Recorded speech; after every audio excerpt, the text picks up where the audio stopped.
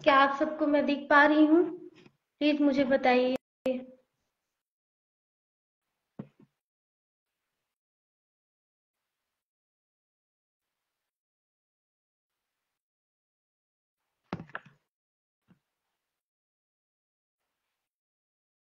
Please मुझे message करिए आप सभी। क्या मैं आप सबको दिख पा रही हूँ?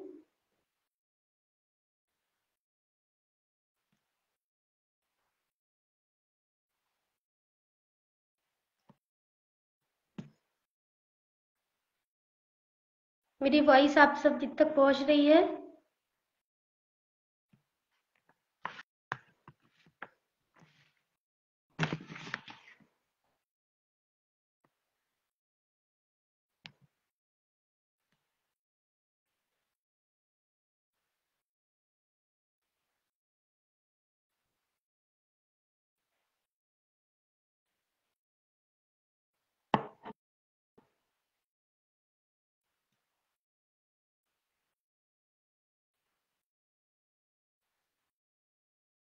जी।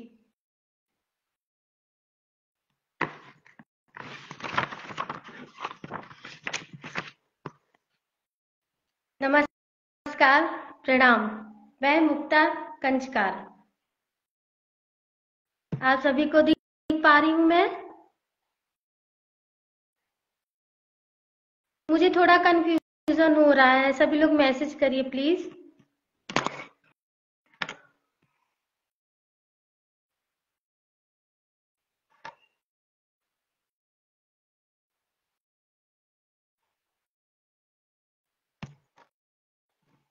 जी जी।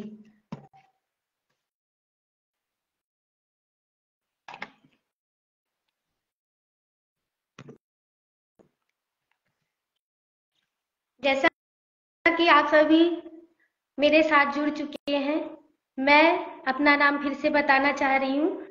मैं मुक्ता रानी कंचकार। मेरी मम्मा का नाम है श्रीमती माधुरी कंचकार। मेरे पापा का नाम है श्री महेश प्रसाद। मैं ग्राम चंदौड़ी, बुढ़ार, जिला शहडोल, मध्य प्रदेश से हूँ। मेरा परिचय हो गया। इसके आगे और मैं कुछ बताऊंगी, अपना परिचय ही दूंगी। सर्वप्रथम मैं ईश्वर को प्रणाम कर रही हूँ, जो धन्यवाद करती हूँ, जो इस माया रूपी संसार में मुझे क्या किए, जन्म दिए हैं। और ये माया रूपी संसार में और माया रूपी नगरी में, भवसागर रूपी संसार में मुझे लाए हैं। इसके पश्चात मैं अपने माता पिता को प्रणाम करूंगी, अपने गुरुओं को नमन करूंगी, जो मुझे इस काबिल बनाए कि मैं आप सभी के सामने वार्तालाप करने के लायक बनी। अपने समाज के सभी आदरणीय महानुभावों को प्रणाम और नमन करती हूँ। और सर्वप्रथम मैं दादाजी के रूप में जाने जाते हैं, जो स्वतंत्रता संग्राम सेनानी स्वर्गीय श्री सांवले प्रसाद जी को मैं सादर नमन करती हूँ और विनम्र श्रद्धांजलि देती हूँ। और अपने समाज के सभी महानुभावों को प्रणाम और नमन करती हूँ। मुझे थोड़ा घबराहट हो रहा है, आप लोग समझ सकते होंगे कि इतने बड़े प्लेटफॉर्म में बोलना, थोड़ा मैं नर्वस हो रही हूँ। लेकिन आप सबके बीच की ही बच्ची हूँ, ये समझ के मुझे वैसे समझना नहीं है, मैं आपके बीच की ही बेटी हूँ। सही कह रही ना मैं? मैसेज करके प्लीज बताइए सही कह रही ना मैं। अगर मुझसे जो भी गलतियां होंगी प्लीज मुझे क्षमा करिएगा।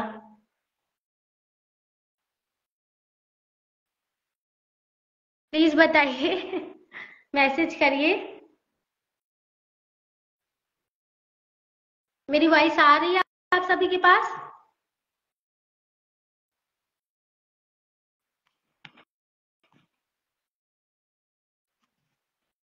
जी।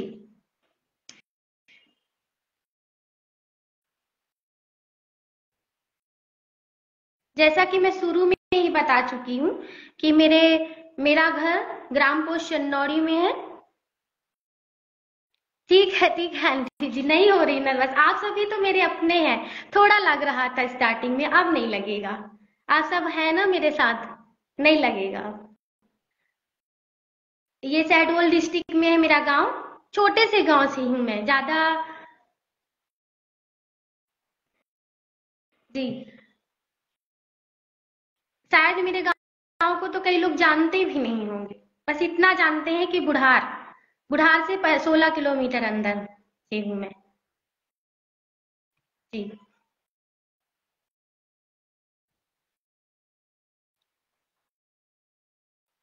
ठीक है, मैं अपने बारे में कुछ थोड़ा 4 लाइन ही बोलूंगी, ज्यादा तो नहीं। स्ट्रगल तो सबकी लाइफ में होता है। स्ट्रगल, अगर हम अपने जीवन में संघर्ष नहीं करेंगे तो सफल कैसे होंगे।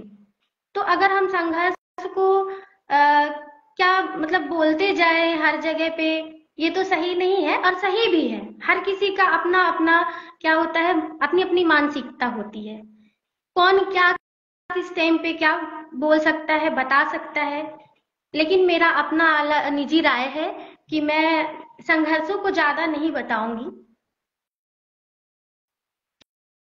क्योंकि मेरे माता पिता इतने अच्छे हैं कि मैं हर जन्म में उन्हीं की औलाद होना चाहूंगी। कि जैसे कहा जाता है ना कि बेटियों को शून्य से शिखर तक कैसे पहुंचाया जाता है, मेरे मम्मी पापा ने वो किया है। और तभी मैं आज आप सबके सामने अपना प्रस्तुतिकरण दे रही हूँ, इस काबिल बनी हूँ कि मैं आप सबके सामने आ सकूं। मैं अपनी शुरू की पढ़ाई बुढ़ार में की। बुढ़ार से फिर मैं उच्च शिक्षा के लिए रीवा गई, जैसा कि सभी बच्चे जाते हैं। फिर मैं भी अपना पूरा पढ़ाई कंप्लीट करके अभी मेरी डिग्री अवार्ड हुई है मई में।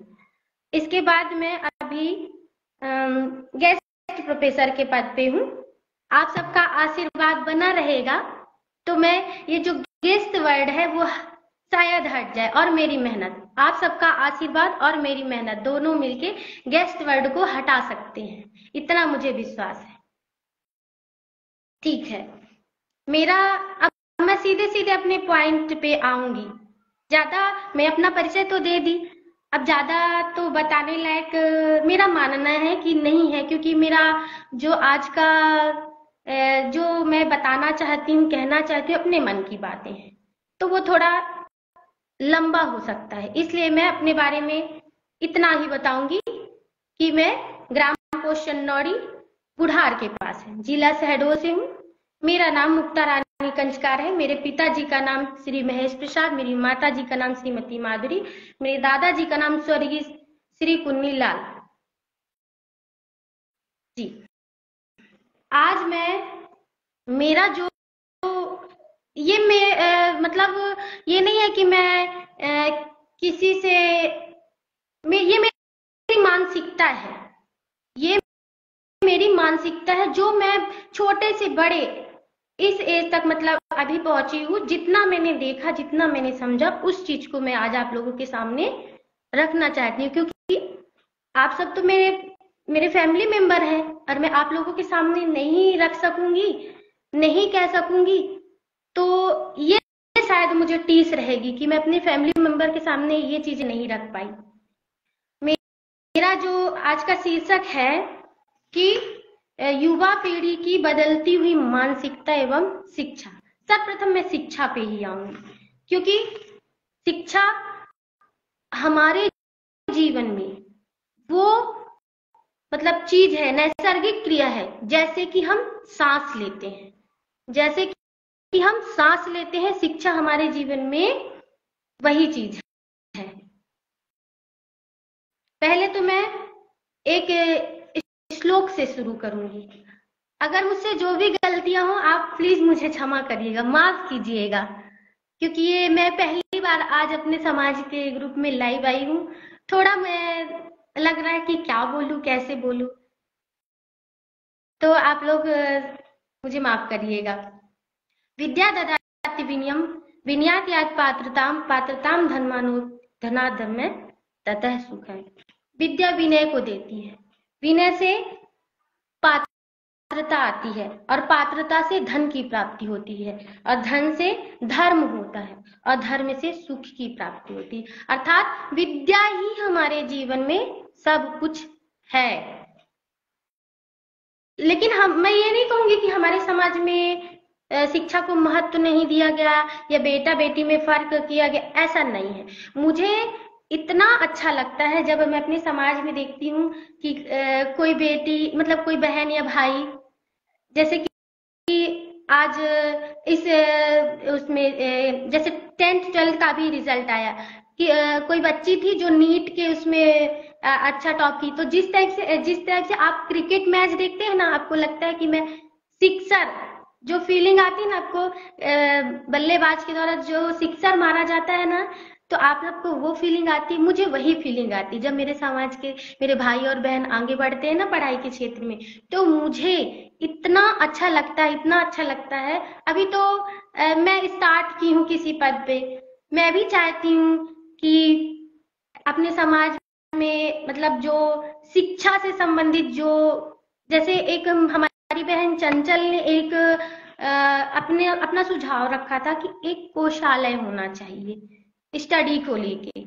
जो बच्चे नहीं पढ़ पा रहे हैं, आर्थिक स्थिति से कमजोर हैं, तो उनके लिए हमारा एक क्या होगा, सपोर्ट होगा। जो जो पैसे हम सब मिलके, देखिए हमारे समाज में भी बहुत सामर्थ्यवान लोग हैं, ऐसा नहीं है कि नहीं कर सकते हैं, कलेक्शन कर सकते हैं। ठीक है, एक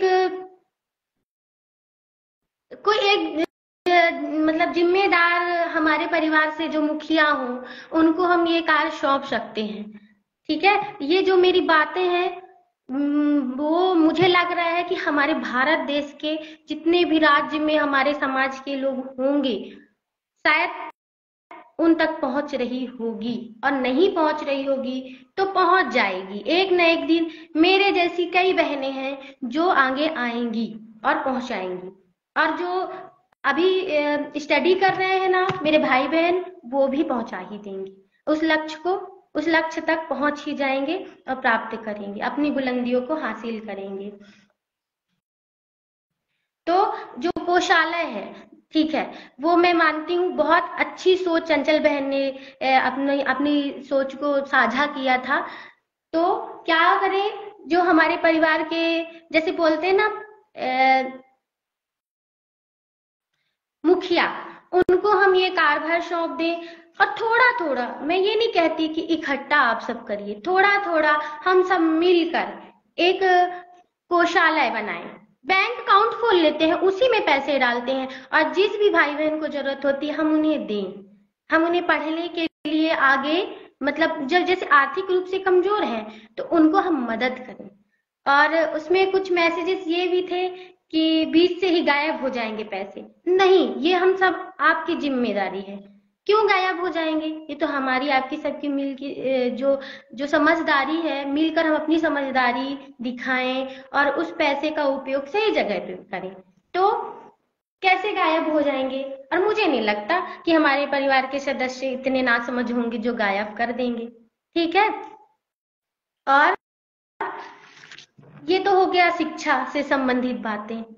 लेकिन जो जो मुख्य टॉपिक है, शायद उसको सुनकर लोग लोग क्या, आप मतलब मेरे जो परिवार के सदस्य हैं, शायद किसी को अच्छा लगे, किसी को बुरा लगे, हो सकता है, मेरा मानना है। लेकिन मेरी बातें हैं, मैं तो रखूंगी, क्योंकि मैं आपके परिवार की सदस्य हूँ, और मैं आप लोगों के सामने नहीं कह पाऊंगी तो किसके सामने कहूंगी? ये तो आप सब जान रहे हैं। जैसे छोटा बच्चा अपने मम्मी पापा से ही कहता है ना, अपने फैमिली में दादा दादी, चाचा चाची, बुआ, ये सबसे कहते, वैसे मैं आप सबसे कहना चाहूंगी कि ये सोच बदलना बहुत ही जरूरी है। अगर हम आप सब मिलकर सोच नहीं बदलेंगे, तो जो हम बोलते हैं ना, हमारा समाज क्या होगा आने वाले भविष्य में? हम आप सब तो हो सकता है नहीं रहे, या रहें भी तो देखेंगे उसका नतीजा क्या होगा। कभी कभी मुझसे कोई पूछता है, मेरा सरनेम कंचकार है, लेकिन पूछते हैं कंचकार और कचेर सेम सेम, सब लोग बोलते अच्छा कचेर से संबंधित है, तो मैं कह देती हूँ हाँ, मुझे कभी ये नहीं अखरता कि नहीं मैं कचेर हूँ, नहीं मैं ये अपना सरनेम ये बताऊं। कुछ लोग तो बोलते नहीं हम ठाकुर में आते हैं, ऐसा नहीं, मैं बताती हूँ गर्व से कि मैं कचेर हूँ, और मेरी जो क्या बोलते हैं अन्य पिछड़ा वर्ग में आती हूँ। मैं सीधे स्पष्ट बताती हूँ। लेकिन कई लोग, मैंने देखा है, कई लोगों ने, मैंने सुना है कि कई लोग क्या बोलते हैं कि कचेर कचेर, अजीब, मतलब उनका जो फेस रिएक्शन होता है ना, वो अच्छा नहीं होता है। लेकिन मैं गर्व से कहती हूँ, यहाँ पे मैं माफी चाहूंगी, जाति प्रथा को लेके मैं कभी बात नहीं करूंगी, क्योंकि भगवान के यहाँ से तो हम सब एक ही आए हैं, कोई भी जाति कोई भी धर्म के लोग हों। लेकिन जब हम यहाँ पे एक समाज का निर्माण कराया गया है, किया गया है, तो हम उसी समाज के अंदर ही रहे ना। तो वही मेरा आज का विषय है। मैं बार बार बोल रही हूँ, मैं माफी चाहती हूँ, माफी चाहती हूँ। लेकिन मुझे ऐसा लगता है कि जो मुझे गलत सोचेंगे आज, वो अगर 5 सेकंड का भी समय लेकर आंखें बंद करके सोचेंगे कि क्या ये जो आज बोली मुक्ता ने, क्या सही बोल, क्या गलत बोल इसने, आप 5 सेकंड का समय लेके सोचिएगा। अभी हम किस एज पे हैं? अभी हम युवा अवस्था में हैं, परंतु हमारे माता पिता हमारे लिए अच्छा ही तो सोचते हैं। तो वही जो युवा पीढ़ी की बदलती हुई सोच है, तो वही चीज के लिए मैं आज बोलना चाहूंगी। प्लीज, मैं बार बार बोल रही हूँ, अंकल आंटी जो भी हो, जो मेरे भाई बहन हो, वो सब मुझे क्षमा करिएगा, क्योंकि थोड़ा तो गलत लगेगा आप लोगों को। जहाँ पे समाज का नाम है, तो समाज से जुड़िए, समाज से अलग मत होइए, ठीक है? तो बदलती हुई मानसिकता, मैं जाति प्रथा का विरोध बिल्कुल भी नहीं करूंगी, बाकी बोलूंगी जरूर। आज मुझे बोलना है, क्योंकि मैं कई दिनों से, कई सालों से ये चीज को देखते आई हूँ, और मुझे लगता था कभी ऐसा प्लेटफॉर्म मिले कि मुझे बोलने का मौका मिले। राज भैया बोलते थे कि बहन आप बोलिए। मैंने कहा, थोड़ा तैयारी कर रही थी एग्जाम वगैरह की, तो मैं बोली भैया नहीं, थोड़ा थोड़ा समय दीजिए। बोलना तो मैं चाह रही हूँ, अपने फैमिली मेंबर से मिलना तो चाह रही हूँ, रूबरू होना चाह रही हूँ, लेकिन थोड़ा थोड़ा समय दीजिए। और सबसे पहले मैं किसी के आत्मसम्मान को ठेस नहीं पहुंचाऊंगी, बस मैं अपनी सोच रख रही हूँ। जैसे कि पहला, जो पहली सोच है मेरी, मेरे भाई बहन बुरा मत मानिएगा, हमारे मम्मा पापा हमको जन्म देते हैं। मैं अपने मुख उद्देश्य पे आ रही हूँ, ठीक है? ठीक है, हमारा जन्म हुआ, हमारी पढ़ाई से लेके जब हम छोटे होते हैं वो रिस्पॉन्सिबिलिटी, इसके बाद इसके बाद छोटी छोटी जरूरतों को कैसे भी करके वो पूरा करते हैं, ये सब आप हम सब जान रहे हैं, ठीक है? फिर इसके बाद वो हम, अगर हम बाहर पढ़ना चाह रहे हैं, लोकल पढ़ना चाह रहे हैं, कहीं पे भी पढ़ाते हैं, कहीं पे भी पढ़ने को भेजते हैं। अगर हमें कुछ अच्छी चीजें चाहिए होती हैं, तो हम जिद कर दिए, वो कैसे भी करके अपनी इच्छाओं को मार कर, दमित कर, दबा कर हमें क्या करते हैं, वो चीज हमें दिलाते हैं। परंतु जब हम बड़े हो जाते हैं, तो क्या करते हैं? गए पढ़ने, नहीं गए कहीं बाहर, लोकल भी पढ़े, ठीक है? भावनाएं होती हैं। मैं ये नहीं कहती कि प्रेम करना गलत बात है, आप करिए ना प्रेम, करिए प्रेम, परंतु एक सीमा होता है, एक दायरा होता है। आप प्रेम ऐसे सोच समझ के नहीं किया जाता, ये मैं भी जानती हूँ, या फिर व्यक्ति चुन के नहीं किया जाता, वो एक भावना होती, एक फीलिंग होती, हो जाता है। परंतु आप ये सोचिए, जो हम ये कदम उठा रहे हैं, जो फैसला हम ले रहे हैं, क्या हमारे माता पिता इस चीज से खुश होंगे? पहले तो आप डरोगे, चोरी चुपके करोगे। मेन मुद्दा है अंतर जाति विवाह। अब आप सब लोग समझ लीजिए कि मैं क्या बोलना चाह रही हूँ। अंतर जाति विवाह का मैं विरोध करती हूँ। मैं तो हूँ 21वीं सदी की, आधुनिक हूँ, परंतु मैं नहीं चाहूंगी कि मेरे भाई बहन अंतरजातीय विवाह करें। अगर आप लोग सहमति देते हैं तो अच्छी बात है, नहीं देते हैं तो अच्छी बात है, क्योंकि ये मेरा पर्सनल पॉइंट ऑफ व्यू है, मेरी सोच है। ये मैं सोच रही हूँ कि अंतरजातीय विवाह मत करिए प्लीज, हमारा समाज डूब जाएगा, नष्ट हो जाएगा। प्रेम करिए ना, कौन मना किया है? क्या आपके समाज में लड़का नहीं है, लड़की नहीं है, योग्य लड़के नहीं है, योग्य लड़कियां नहीं है? मैं कह रही हूँ कि प्रेम जो है एक फीलिंग है, भावना है, ठीक है? वो जाति धर्म देख के नहीं होता है, मैं मानती हूँ वो चीज को, मैं मान रही हूँ। लेकिन आप ये कदम मत उठाइए ना कि हमारे मम्मी पापा को मजबूरन, देखिए वो बोलते हैं कि हम अपने बच्चे की खुशी में खुश हैं, परंतु उनकी आत्मा में क्या बीत रहा होगा जब वो आपका फैसला सुनते हैं। आप बोलते हो मम्मी या पापा, सिफारिश लगाते हैं, अधिकतर हम मम्मियों से लगाते हैं कि पापा को मनाइए, कन्विंस करिए कि मेरी शादी, मतलब मैं इस लड़के या इस लड़की से प्रेम करती हूँ, ठीक है, मुझे इससे शादी करनी है। हमारे माता पिता क्या करते हैं, थोड़ा हमको झटकारेंगे, डांटेंगे, यहाँ होता तो पिटाई भी हो जाती है, ऐसा नहीं है, हो जाती है, क्योंकि मम्मी पापा हैं वो हमारे। फिर इसके बाद हम क्या करते हैं, कई प्रकार की घटनाएं करते हैं अपने जीवन में, करते हैं ना, जैसे कि घर से भाग जाना, सुसाइड कर लेना, ठीक है, और भी कुछ तरह की बातें होती हैं कि हम बने तुम बने एक दूसरे के लिए, चलो यहाँ से चलते हैं, ऐसा वाला भी सोच होता है लोगों के पास। परंतु मत करिए, मैं हाथ जोड़ के आप सभी से विनती करती हूँ, मत करिए। आप अपने माता पिता से पूछिए, वो बचपन से लेके आप, जैसे एक दाना अंकुरित होता है ना, उससे हम कितनी उम्मीदें करते हैं, कितनी उम्मीदें करते हैं कि ये बड़ा होगा, पौधा बनेगा, ये हमको ये देगा, जो भी हम, अगर हम आम लगाते हैं तो हम उससे उम्मीदें रखते हैं ना कि ये बड़ा होके ये वृक्ष हमें क्या देगा, फल देगा, फल देगा। लेकिन हमारे माता पिता हमसे कितनी उम्मीदें रखते हैं कि नहीं? और लास्ट में हम क्या करते हैं, उनकी उम्मीदों का गला घोट देते हैं। कई माता पिता ऐसे भी हैं, मैंने देखा है, मेरी उम्र ज्यादा नहीं है, 30 अभी कंप्लीट किया मैंने, जस्ट सितंबर में 31 रनिंग है, 1 महीने हुए हैं 31 लगने में। बट मैंने देखा है, मम्मी पापा तो मान जाते हैं, लेकिन जब वो रात में रोते होंगे, सोचिए जरा, मैं तो कल्पना करके डरती हूँ कि हमारे माता पिता उस चीज से, जब उनका सामना होता होगा उन बातों से कि हमारे बच्चे की सोच ये है, उनको कैसा लगता होगा। ठीक है, आप कई प्रकार की कृत्य करते हैं, वो उनसे मान जाते हैं, ठीक है, हमारा बच्चा जिस चीज में, हमारे बच्चे जिस चीज में खुश रहेंगे, हम वही कार्य करेंगे। परंतु आप उनकी भावनाओं को नहीं समझ पा रहे हो कि कितना वो अंदर से टूट जाते हैं। और मैं, जो हमारे ग्रुप मेंबर हैं, वो जो माता पिता है, उनको भी मैं, वो मेरी बातों को सुन रहे होंगे या फिर सुनेंगे, उनको एहसास होगा कि इस लड़की ने आज जो बोला वो सही बोला है, कहीं ना कहीं ये सत्य है। और जैसे कि मैं बोली कि प्रेम करिए ना, कोई बात दिक्कत नहीं है, अपने समाज में रह के करिए।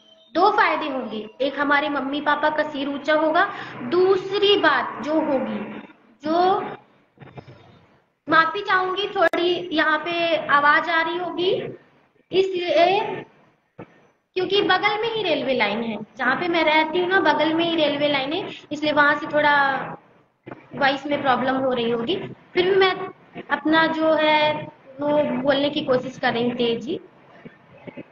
तो देखिए, पहली बात तो ये है कि हम अपने समाज में ही रहेंगे, हमारे मम्मी पापा का सिर कभी नहीं झुकेगा। दूसरी बात, जिस माता पिता, मतलब जिस बेटी के माता पिता क्या है, आर्थिक रूप से तंग है, दहेज नाम का सब तो है ही नहीं, मेरा मानना है। बाकी चोरी चुपके तो वो हो रहा है, हो रहा है, ये मैं भी जान रही हूँ, आप भी जान रहे हैं, ये हो रहा है, दहेज प्रथा हो रहा है, परंतु सामने से दिखाया नहीं जा रहा है, ठीक है। तो जिस बेटी के माता पिता आर्थिक रूप से क्या है, कमजोर है, उस बेटी का खुशहाल घर बस जाएगा, उसकी जिंदगी संवर जाएगी, अगर आप समाज में रह के ये कार्य करेंगे तो। आप अगर समाज के लड़के या फिर लड़कियों से क्या करते हैं, विवाह करते हैं, तो दोनों कंडीशन आपके हित में होगा, और जो हमारे मम्मी पापा को दिक्कत होती है ना, प्रॉब्लम होती है, देखो मैं ये नहीं कहती कि हर कोई अपनी सोच बदले, जिसको बदलना है वो अपनी स्वेच्छा है, वो अपनी स्वेच्छा है। मेरा मन था कि मैं इस विषय पे बोलूं, क्योंकि मैंने बहुत देखा है, बहुत देखा है, मैंने बहुत देखा है। पढ़ाई के दौरान भेजा जाता है कुछ और करने, बच्चे कुछ और करते हैं। हम भी पढ़े हैं बाहर, ऐसा नहीं है, हम भी पढ़े हैं, परंतु हमें हमेशा ये लगता था कि हमारी मम्मा क्या कहती थी, बेटा जीवन में एक ही काम करना, कुछ भी करना, बस ये याद रखना कि मम्मी पापा का सिर ना झुके। वो चीजें मेरे दिमाग में आज भी है। मैं अभी भी मम्मी पापा से दूर ही रह रही हूँ, जॉब करती हूँ, तो ये चीज मेरे माइंड में, मेरी शादी हो गई है, मेरी शादी उमरिया में हुई है, स्वर्गीय श्री सतई लाल तोमर की मैं पुत्र वधू, सबसे छोटी वाली बहू हूँ, और मैंने अपने समाज में ही रह के विवाह किया है। मेरे मम्मी पापा एक, मतलब मेरी अरेंज मैरिज है, मैं लव मैरिज को कभी मेरे माइंड में कभी आया ही नहीं। इसलिए मुझे लगता है, मेरे भाइयों एवं बहनों, मैं हाथ जोड़ के कहती हूँ, जब कभी आप माता पिता बनेंगे ना, तब उस चीज को आप महसूस करेंगे। शायद तक आज अगर आप मेरी बातें सुन रहे होंगे तो दिमाग में तो आएगा ही कि हाँ, कभी किसी ने, अपने समाज की एक लड़की ने, एक बेटी ने बोला था, हमारे समथिंग हमारे एज की ही रही होगी वो, कि कृपया अपने समाज के वर्चस्व को बनाए रखिए, मत डुबाइए। अगर समाज नाम है तो समाज क्या है? समाज एक अनुशासन है ना, अनुशासन। सबका अपना अपना समाज है, और सब उस समाज में रह के कैसे रहते हैं? अनुशासित रहते हैं कि नहीं? जैसे हमको स्कूलिंग में सिखाया गया, हमको कॉलेज में सिखाया है कि डिसिप्लिन होना चाहिए, डिसिप्लिन होना चाहिए। तो हमारे समाज में हम अगर रह रहे हैं तो रूल्स तो होंगे ही।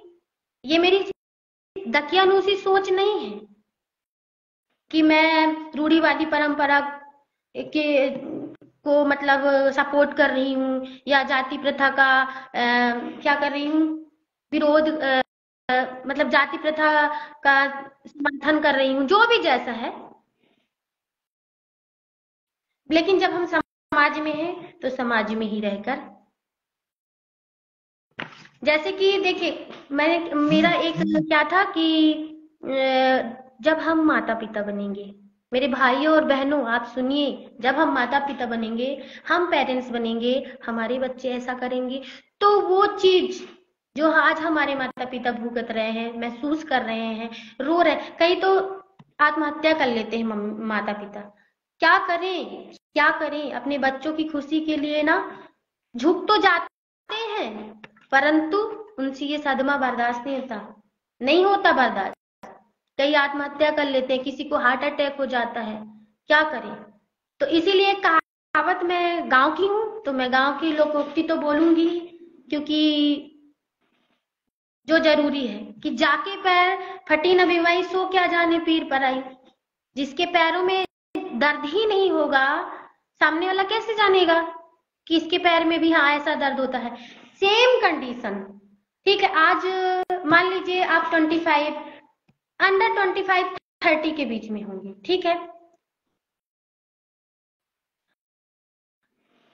जी अंकल जी, जी जी Puran uncle ji, thank you so much, thank you so much. जो मेरी सोच थी, बेटियों बस को नहीं अंकल जी, मैं भाइयों को भी, बेटों को भी ये संदेश देना चाह रही हूँ, मैं दोनों के लिए बोल रही हूँ। ऐसा नहीं है कि बेटियों को बस। तो अगर सामने वाला पीड़ा में है, हमें क्या लगता है, अरे हाँ हाँ ठीक है, हम थोड़ा सा सहानुभूति देते हैं, थोड़ा सा हाँ हाँ बोल देते हैं, परंतु जब वही पीड़ा हमें भुगतनी पड़ती तो समझ में आता है ना कि हाँ सच में वो यही पीड़ा का शिकार हुआ था। तो आज से 15 से 20 साल, अगर हम 25-35 के बीच में हैं, तो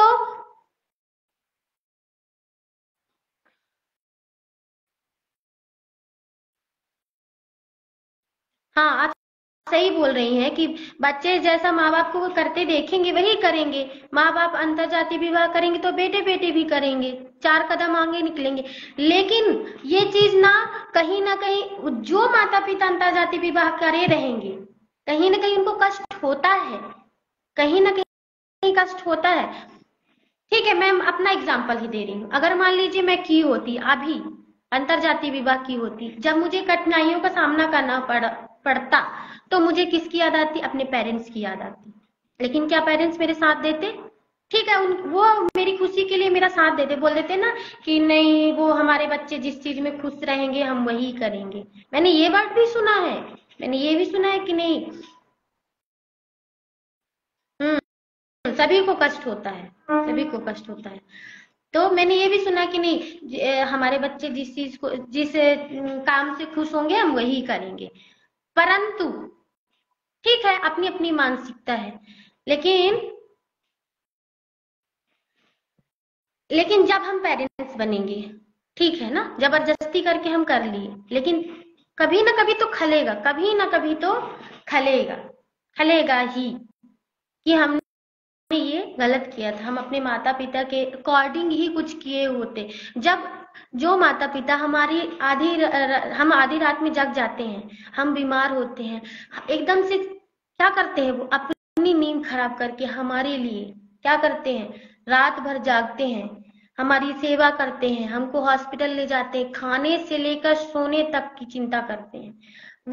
उस माता पिता को हम धोखा दे रहे हैं, हमारी अंतरात्मा नहीं कचोट रही है? कितना गलत करते हैं हम, बताइए। मैं कह रही हूँ, मैं समर्थन करती हूँ प्रेम विवाह का, परंतु अपने समाज के भीतर रह के करिए।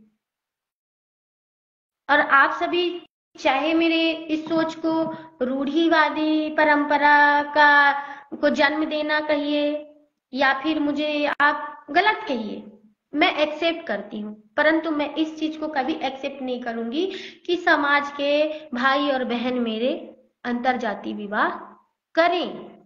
मत करिए प्लीज, अपने समाज को गर्त में ढोसने से पहले, ढकेलने से पहले बचा लीजिए, बचा लीजिए। मुझे दुख होता है, बहुत दुख होता है, मैंने देखा है और बहुत करीब से महसूस किया है। उस माँ पे क्या बीतती होगी जो आपको, उस पिता पे क्या बीतते होंगे कि जो आपको जन्म दिए हैं, और आप इस जगह पे लाके उनको खड़ा कर देते हैं कि वो क्या कर सकते हैं, स्पीचलेस हो जाते हैं, वो बोल नहीं पाते, वो अपनी भावनाओं को प्रकट नहीं कर पाते हैं। पढ़िए ना आप, पढ़ाई करिए, पढ़ाई करिए, एक अच्छा इंसान बनिए। देखिए बोलते हैं ना, हाँ मैं तो ये भूल ही गई थी, कई लोग कहते हैं कि हमारे समाज में क्या पढ़ा लिखा लड़का नहीं है, हमारे समाज में पढ़ी लिखी लड़की नहीं है। क्यों नहीं है? क्योंकि हम भाई बहन पढ़ते ही नहीं है। बहन बेटियां तो कम से कम थोड़ा तो है, इतना मानूंगी, लेकिन और मेरा मानना है अगर नहीं पढ़ पा रहे हैं तो बिजनेस लाइन है, और आजकल कितने सारे, ये आधुनिकता है ना, मशीनरी युग है, आप उसमें वर्क करिए ना। जरूरी नहीं है कि आप डिग्री डिप्लोमा लेके ही जॉब करिए, आप अपना बिजनेस स्टैंड करिए, आप अपना बिजनेस स्टैंड करिए। ठीक है, ये आधुनिकता है, मशीनरी युग है, कई प्रकार के व्यवसाय हैं, कई प्रकार के व्यवसाय हैं। और वो मैं तो यही भी कहना चाहूंगी कि जो बेटी के माता पिता होते हैं ना, वो ये ना देखें कि सरकारी नौकरी वाला ही लड़का चाहिए। अरे लड़का अपने पैरों पे खड़ा होना चाहिए, आपकी बेटी को 2 वक्त का खाना दे पाए, एक अच्छी जिंदगी दे पाए, यही तो चाहिए।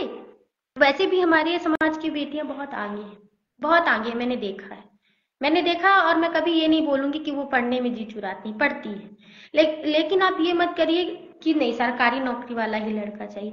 थोड़ा आप सब भी एडजस्टमेंट करना सीखिए, तभी हो सकता है कुछ सुधार हो पाए। क्योंकि ना कहा जाता है कि लड़का जॉब में नहीं है तो वो हमारी बेटी के लायक नहीं है। और भाई भाई आप लोग से भी मैं थैंक यू सो मच। जो मैंने देखा है, जो मैंने आज तक जो मतलब बोलते हैं ना ऑब्जर्व किया है, वो चीज मैं आज आप सबके सामने रख रही हूँ।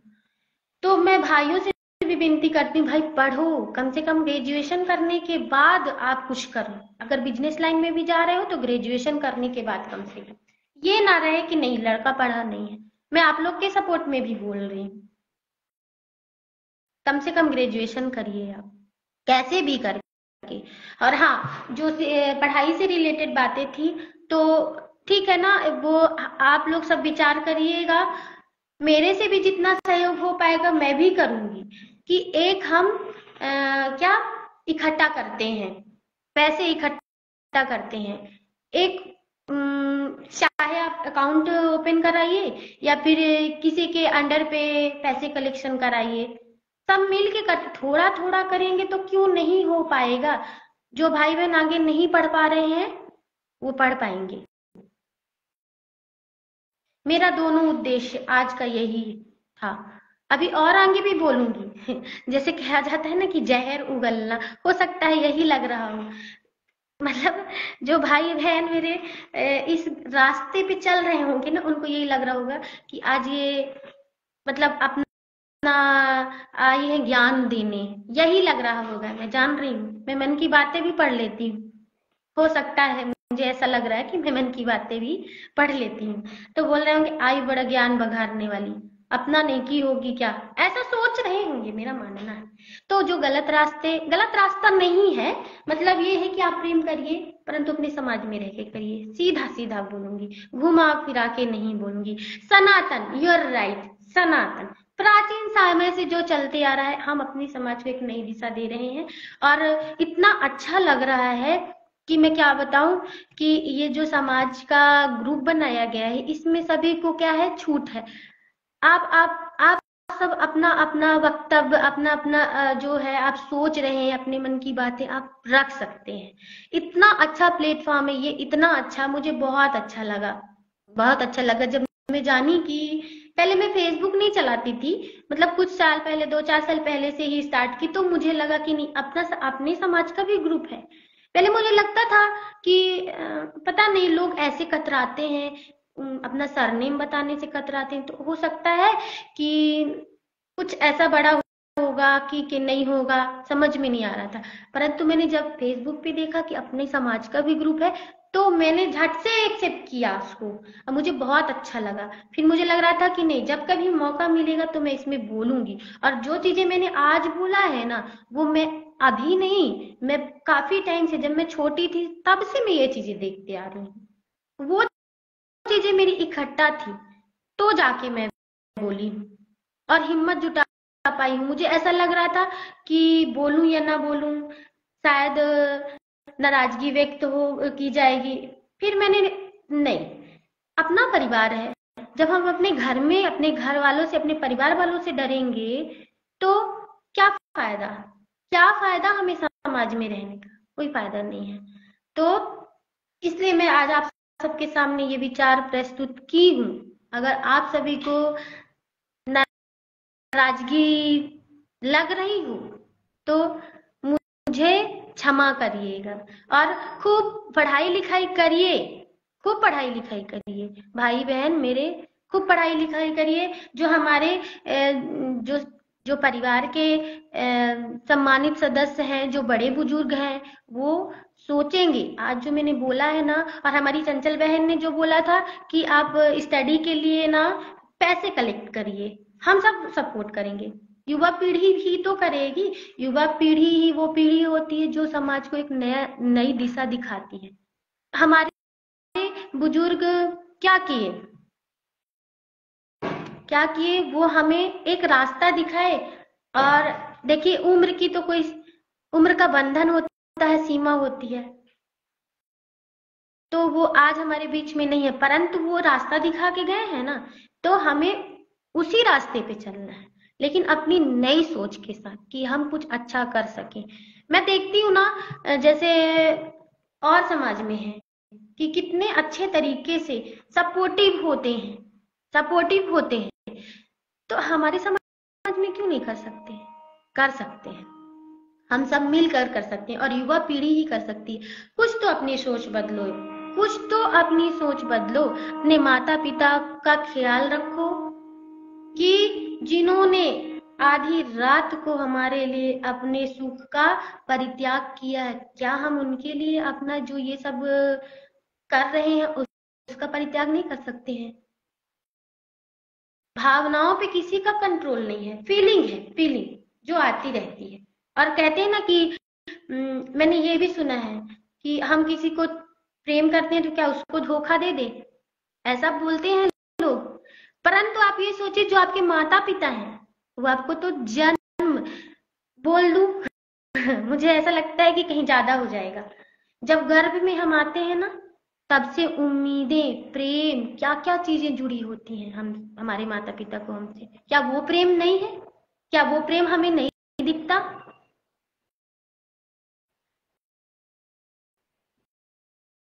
दिखना चाहिए, दिखना चाहिए, वो प्रेम हमें दिखना चाहिए। 4 दिन के प्रेम के लिए हम अपने जन्मों का बंधन छोड़ देते हैं। और फिर ये भी कहा जाता है, मैंने ये भी सुना है कि माता पिता कब तक साथ देंगे, हम अपने मन का लाइफ पार्टनर चुनेंगे, इसके बाद सारी जिंदगी खुश रहेंगे। परंतु आप सोचिए, जिन्होंने अंतर जाति विवाह किया होगा, इंटर कास्ट मैरिज किया होगा, क्या वो खुश है? गारंटी के साथ कह रही हूँ, अगर 100% खुशी तो नहीं मिल रही होगी उनको, 20% खुश होंगे, 80% दुखी होंगे। आप मुझसे लिखवा के ले लीजिए, मैं लिख के दे सकती हूँ कि कहीं ना कहीं अगर वो बेटी अदर कास्ट गई होगी या फिर वो बेटा अदर कास्ट गया होगा, उसके माइंड में 24 घंटे में लगभग लगभग 17 से 18 घंटे ये आ ही जाता होगा। वो वो आपसी जो झगड़ा होता होगा, वो आपसी जो कई कई चीजों की कमियां होती होंगी परिवार चलाने में, कुछ भी हो, वो सोचता ही होगा कि काश मैं अपने माता पिता का एक बार ख्याल कर लिया होता। हो सकता है उनकी बद्दुआ लग रही हो, माइंड में ये सब चीजें आती हैं। जो सुन रहे होंगे मेरे भाई और बहन, उनके माइंड में भी आ रही होगी ये बातें। ठीक है, मुझे भला बुरा कहिए, मुझे कोई फर्क नहीं पड़ता है और पड़ेगा भी नहीं, नहीं पड़ेगा, क्योंकि मैं कटु सत्य बोलना आज स्टार्ट की हूँ। अगली लाइफ में भी यही बोलूंगी और इससे भी बढ़ के ज्यादा बोलूंगी, क्योंकि मैं चाहती हूँ कि मेरे समाज के भाई और बहन प्लीज सही रास्ते पे आ जाइए। फायदे मैंने दो गिनाए हैं, एक हमारे माता पिता का सर ऊंचा रहेगा, दूसरे जो आर्थिक रूप से कमजोर है माता पिता, उनकी बेटियों का विवाह भी अच्छी जगह पे हो जाएगा कि नहीं? मेरी बातों को जरा आप गौर करिएगा।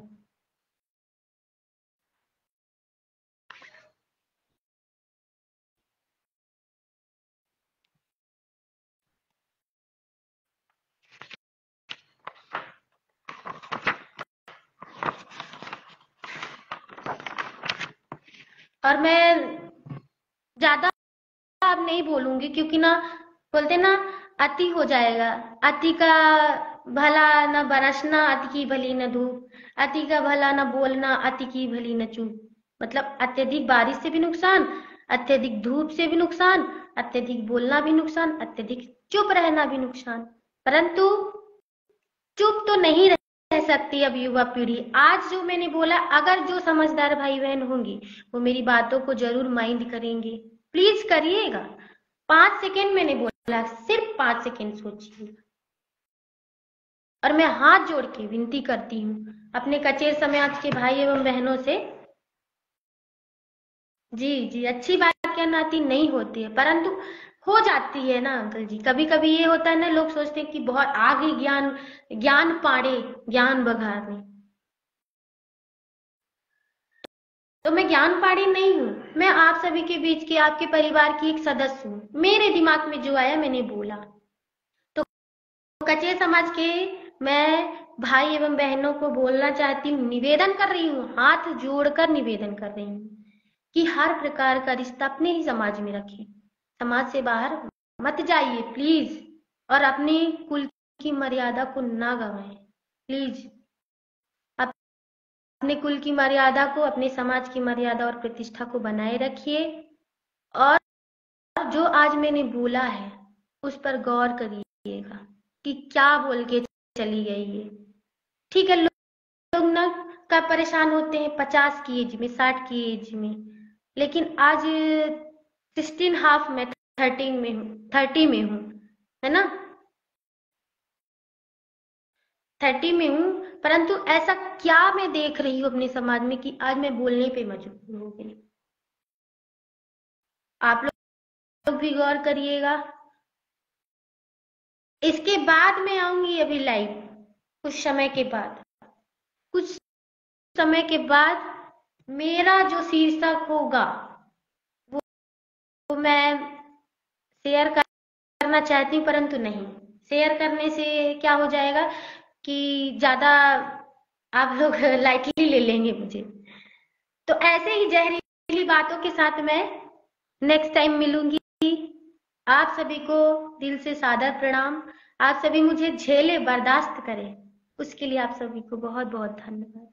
और आप सभी अब मुझे विदाई दीजिए, परंतु फिर मिलेंगे, ठीक है। Thank you so much.